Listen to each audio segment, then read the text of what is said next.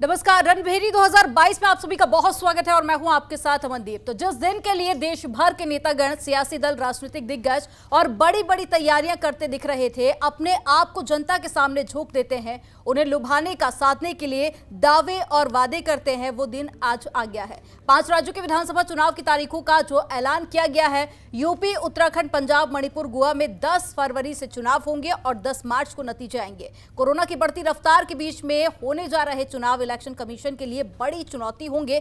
आज इसी मुद्दे पर चर्चा करेंगे। All the 5 states combined together will be completed in 7 phases. I will give you a detailed chart, then you can understand more. Should I start? Because for this we are waiting. That will not be complete without starting this thing. And the first date of the issue of notification will be 14th January 2020. आज इसी मुद्दे पर चर्चा करेंगे। कुछ खास मेहमान हमारे साथ में जुड़े हुए हैं। रमाकांत मिश्रा जी हमारे साथ में जुड़े हुए हैं, जो कि बीजेपी से प्रवक्ता हैं। रमाकांत जी, बहुत स्वागत है आपका। अमन प्रताप सिंह हमारे साथ में जुड़े हुए हैं, समाजवादी पार्टी से नेता है। रफत फातिमा, कांग्रेस से प्रवक्ता, और साथ ही डॉक्टर DS मिश्रा हमारे साथ में जुड़े हुए हैं, बसपा से नेता है। आप सभी का बहुत स्वागत है। सबसे पहले शुरुआत रमाकांत जी आपसे करूंगी मैं कि आखिरकार जिस दिन का इंतजार था वो दिन आ गया है और वक्त बचा है सिर्फ 1 महीने का, और इस बीच भी तमाम जो पाबंदियां हैं वो लागू कर दी गई हैं।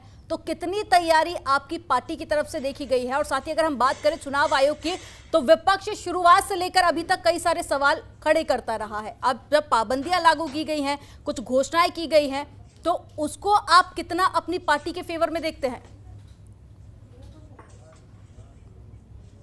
अमनदीप जी, यहाँ पर आपने जो विषय रखा है रणभेरी 2022, बिल्कुल बहुत ही सटीक है ये।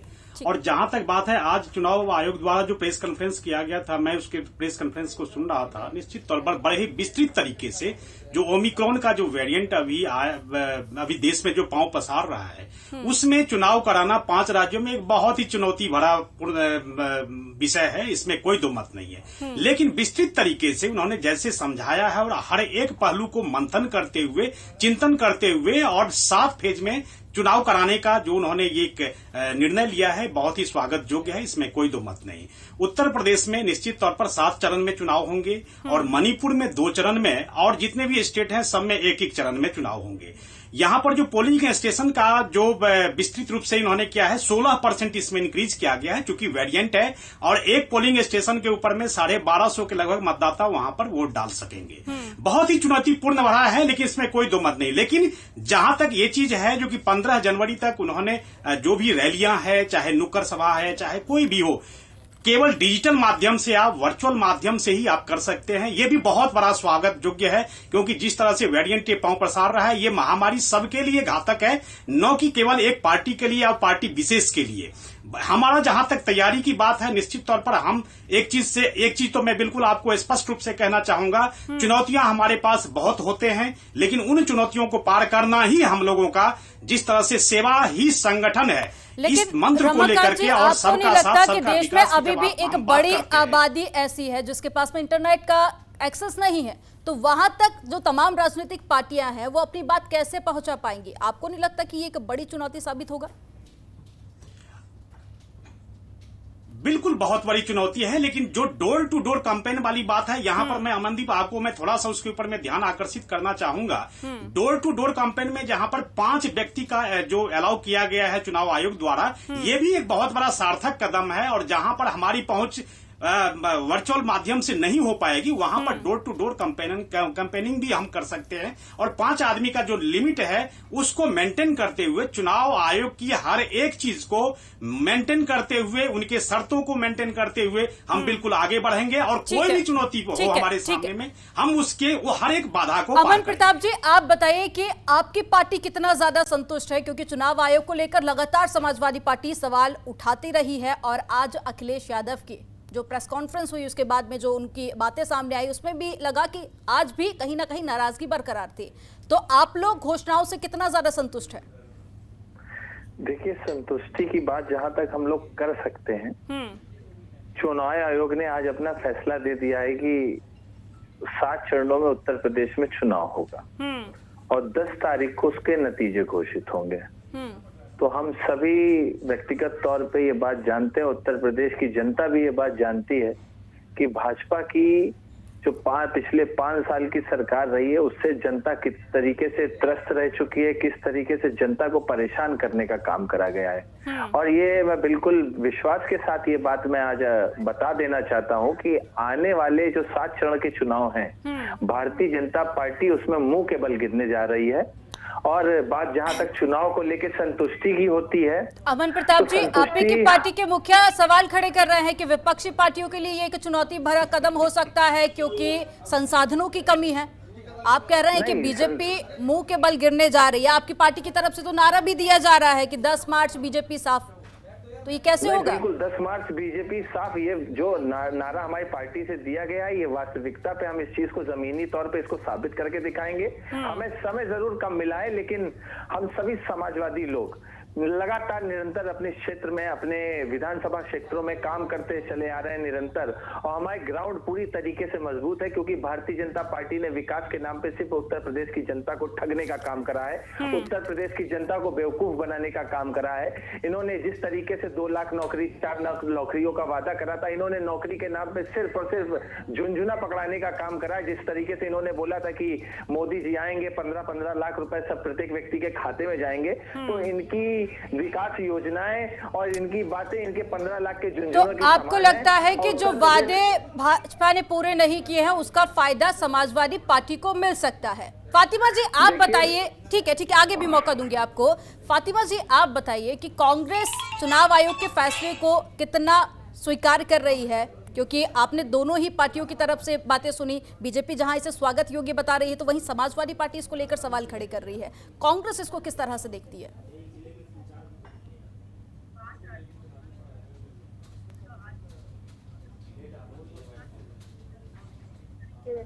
मद्देनजर ही जो है इसको, इस लोकतंत्र के इस महापर्व को जो है बड़ी से बड़ी संख्या में भागीदारी करें।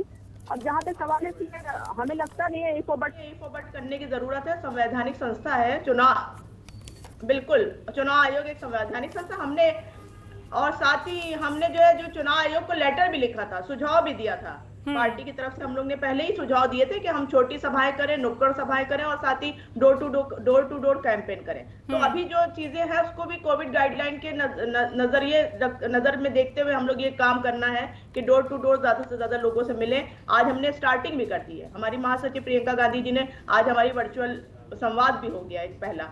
तो इस तरीके से हम वर्चुअल संवाद भी करेंगे लोगों से और ज्यादा से ज्यादा कनेक्टिविटी हम डोर टू डोर के जरिए करने की कोशिश करेंगे। क्योंकि देखिए ये जनता का 5 साल बाद जनता का ये वोट का अधिकार पूरा सत्ता को बदलने का एक वो होता है, जो जनता अपने मन से चाह रही है किसको बैठाना है उस सरकार में, जो उसके मुद्दों के लिए खड़ा रहा है, जो उसके साथ न्याय की लड़ाई में खड़ा रहा है। तो ये जनता का अधिकार है, वो पूरी तरीके से लेकिन फातिमा जी अगर डिजिटल की हम बात करें, डिजिटल प्लेटफॉर्म की हम बात करें तो बीजेपी 13 और 14 से उसकी शुरुआत कर चुकी है। आपको नहीं लगता कि बाकी जो पार्टियां हैं, कांग्रेस को इसका नुकसान हो सकता है या आपकी पार्टी के लिए बहुत ज्यादा चुनौतीपूर्ण साबित हो सकता है? क्योंकि जो डिजिटल प्लेटफॉर्म की शुरुआत आप लोग अब करने जा रहे हैं, बीजेपी तो काफी ज्यादा इसमें मजबूत है, कई सारे एक्सपर्ट्स भी ये बात कह चुके हैं। बिल्कुल आप सही कह रहे हैं, किस तरीके का उसका इस्तेमाल हुआ वो भी हम जानते हैं कि बहुत सारी चीजें होती हैं जिसका नेगेटिव पॉजिटिव दोनों इस्तेमाल होते हैं, लेकिन उसको डिजिटल को कैसे इस्तेमाल करा गया ये भी सबने देखा है। ये पूरा देश जानता है किस तरीके से नेगेटिविटी फैलाई गई उसके जरिए। तो अब पॉजिटिविटी के जरिए हम जनता को बताएंगे कि जनता किसने जनता की न्याय की लड़ाई लड़ी है, किसने महिलाओं के अधिकार की लड़ाई लड़ी है, किसने रोजगार के युवाओं को रोजगार के। आज भी हजरतगंज का नजारा आपने देखा होगा। और चुनाव आयोग की घोषणा के बाद में लगातार आगे भी हम चर्चा करेंगे और जानेंगे कि राजनीतिक पार्टियों की अब क्या कुछ खास तैयारी है। पर यहां रुकेंगे एक छोटे से ब्रेक के लिए। आप देखते रहिए जनतंत्र टीवी।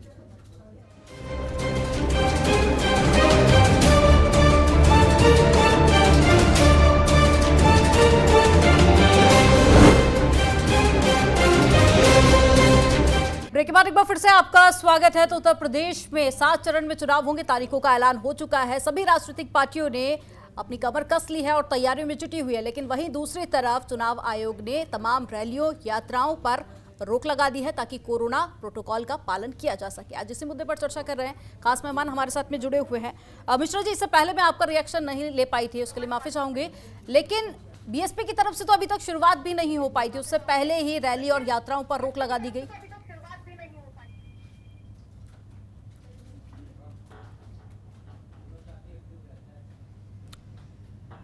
मिश्रा जी, मेरी आवाज आप तक पहुंच पा रही है?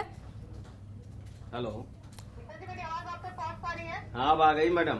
बड़ी कृपा की आपने, पहले तो आपको धन्यवाद दे दूं कि आपने मौका दिया।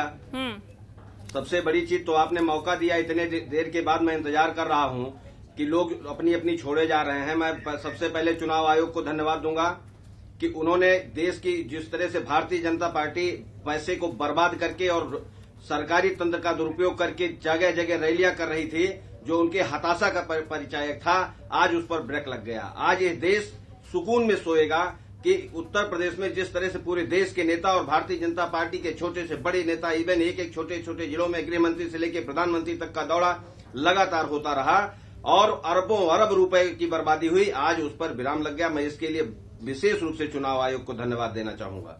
दूसरी सबसे महत्वपूर्ण चीज, आप कह रही हैं कि डिजिटल होगा। अरे ये देश अभी डिजिटल होने में 100 साल लगेंगे। इस देश की आबादी पहले शिक्षित तो हो जाए मैडम, शिक्षित होने के बाद कोई डिजिटलाइजेशन होगा। ये मुंह से नहीं होता है, ये कर्म भाव से होता है। पहले तो आप ये बताओ कि इंसान को शिक्षित कर दिया आपने, कैसे आप डिजिटल, जिसको एबीसीडी काका गागा नहीं पता है वो आपके डिजिटल प्रचार को देखेगा। रही जहां तक आप बहुजन समाज पार्टी की बात, मैं बता दूं आपको, अभी तक कोई पार्टियां, मैं खुद सुल्तानपुर विधानसभा 188 का प्रत्याशी हूं और मेरा अपना टिकट हुआ है। मैंने हर जिले, हर गांव में अपने दौड़े, अपनी चीजें और एक एक जगह पहुंच गए हैं। तो हमारी तैयारी इतनी आगे है। बाकी दल तो अभी अंतिम दिन तक ये सोचेंगे कि हम प्रत्याशी घोषित करें, इनके प्रत्याशी का मुंह नहीं देख पाएंगे लोग, ये क्या डिजिटल रैलियां करेंगे। और रही जहां तक सपा और भाजपा की बात, ये लोग केवल एक दूसरे के एक चोली दामन के उसमें कटे लड़ाई करेंगे और जनता को बेवकूफ बना रहे हैं। इनके पास कुछ नहीं है इस समय बचा, केवल एक के आने पर ये भ्रष्टाचार की दशा और महंगाई और दुराचार की स्थिति बन रही है। और दूसरे आएंगे तो गुंडागर्दी बढ़ रही, जनता खूब देख रही है। गाय गोरू खलिहान चढ़ जा रहे हैं, किसान रो रहा है। आप कहाँ हैं? ये लोग डिजिटल मार्केटिंग कर रहे हैं। कहाँ तक डिजिटल मार्केटिंग करोगे अपनी? चाहे जितना ये कह रहे हैं हम उस पर बूथ पर एजेंट बनाए हुए हैं, एक काम नहीं आएंगे ये जब तक आपकी सरकार थी। आज सरकार विधान मिश्रा जी, आप शिक्षा को लेकर सवाल उठा रहे हैं, तमाम राजनीतिक पार्टियों पर अगर आप सवाल उठा रहे हैं तो मौका तो जनता ने आपको भी दिया था ना। 4 बार मुख्यमंत्री आप ही की पार्टी से बनाई गई थी, आपने क्यों नहीं शिक्षित कर दिया लोगों को? मैं उसी बात तो कर रहा हूँ। देश के कितना पैसा बर्बाद हुआ है, कितना पैसा बर्बाद कर दिया इन लोगों ने। बड़ी बड़ी रैलियां करके, बड़ी इनके वो तो पता ही था अंतिम रैली माननीय प्रधानमंत्री की होनी, उसी के बाद सूचना आएगी।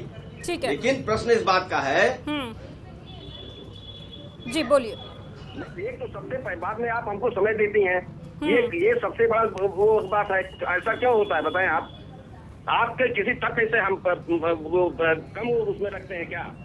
सबसे बड़ी चीज आप सबसे अंत में उठा करके हमको साइन देती है, उसके बाद एंड हो जाएगा, उसमें मुख्यमंत्री जी का भाषण दिखाने लगेंगी। ये तो अच्छी चीजें थोड़ा है।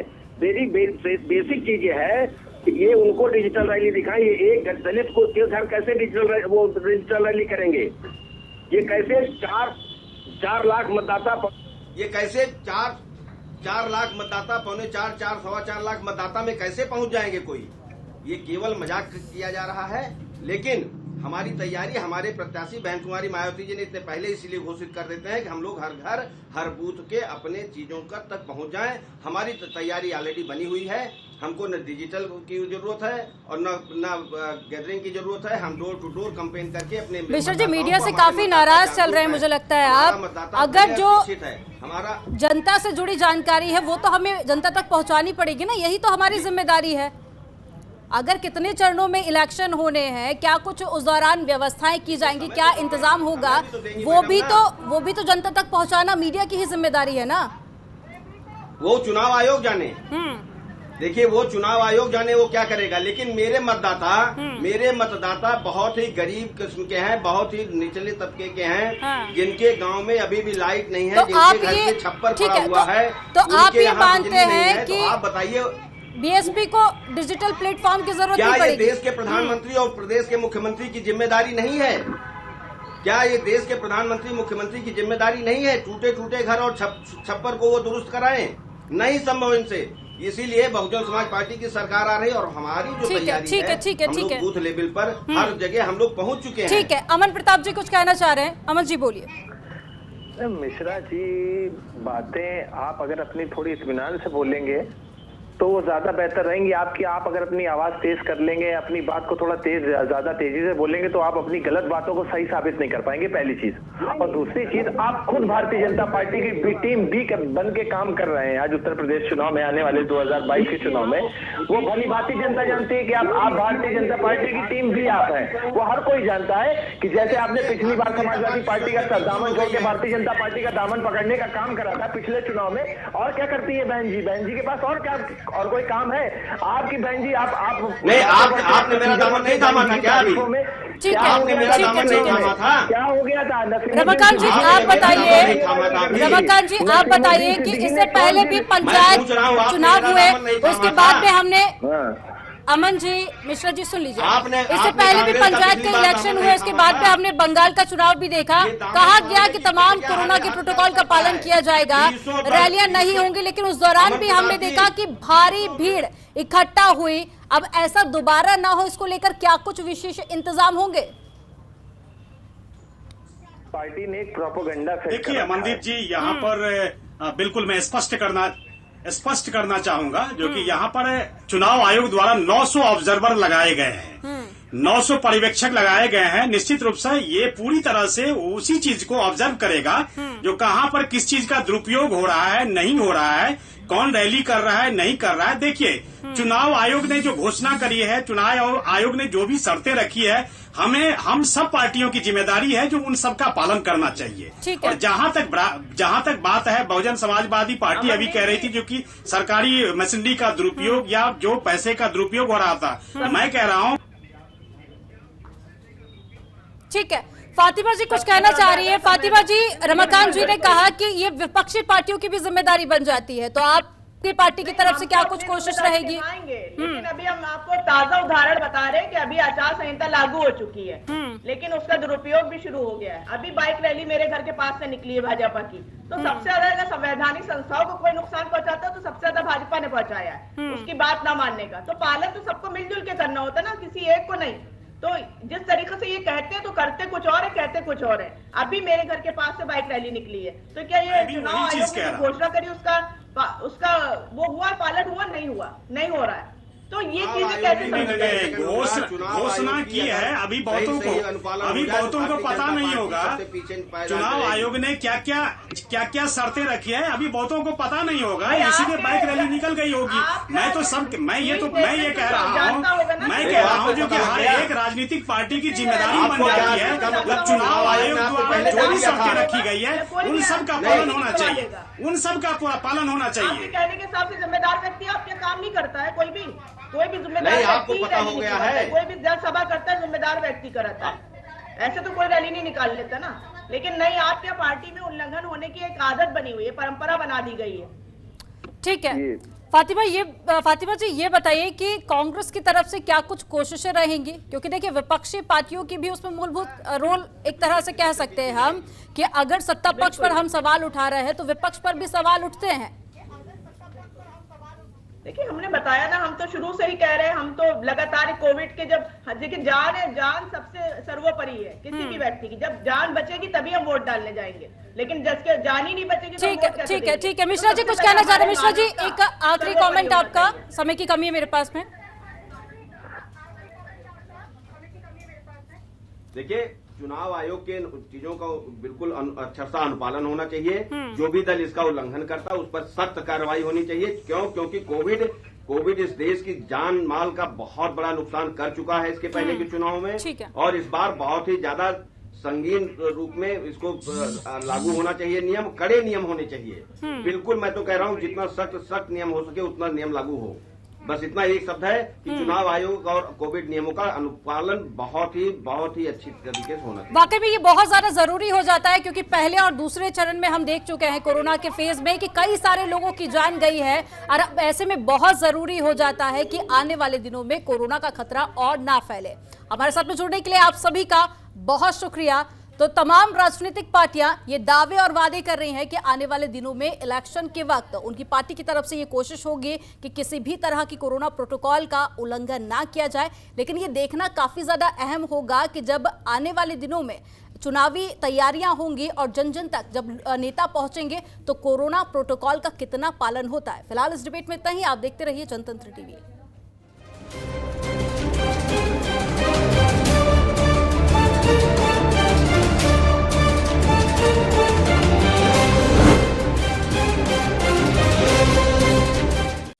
खबरों के निष्पक्ष विश्लेषण के लिए सब्सक्राइब करें Janatantra TV and press the bell icon. Never miss any update.